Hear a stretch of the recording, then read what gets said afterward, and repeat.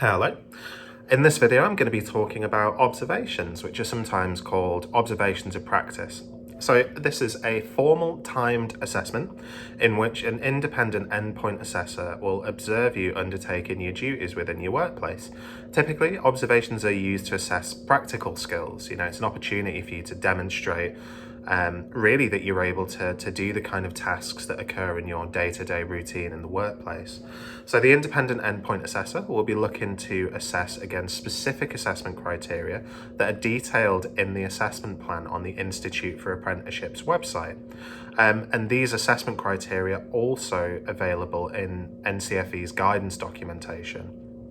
With that in mind, you want to think about the most appropriate time for this observation to take place. So the independent endpoint assessor does need to be able to watch you at work. So stay away from quiet periods, but also use those assessment criteria to plan ahead and think, okay, so if these things need to be demonstrated during the observation, then actually maybe this time of day is a really appropriate time for that independent endpoint assessor to come in. Now, you also want to make sure that the people on your shift know what is taking place. So whilst this is a formal assessment, it is a real work environment. So you should interact with colleagues where relevant and as you normally would within your work. Sometimes observations will be followed by a brief question and answer session. So this is specific to the apprenticeship standard, so it may or may not be relevant to the one that you're studying. This question and answer session is an opportunity for the independent endpoint assessor to explore any areas that didn't occur naturally throughout the observation. So for some top tips: prepare for the observation, look at the assessment criteria and understand exactly what the independent endpoint assessor will be looking for, and also plan the time for that assessment according to those assessment criteria.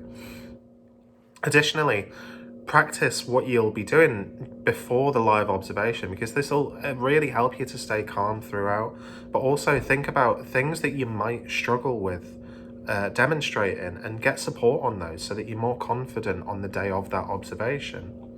And finally, make sure that relevant colleagues are informed and understand what's going on. Remember, we're there to assess your skills against specific requirements. So the expectation is that we're able to see you fulfilling the criteria within that observation.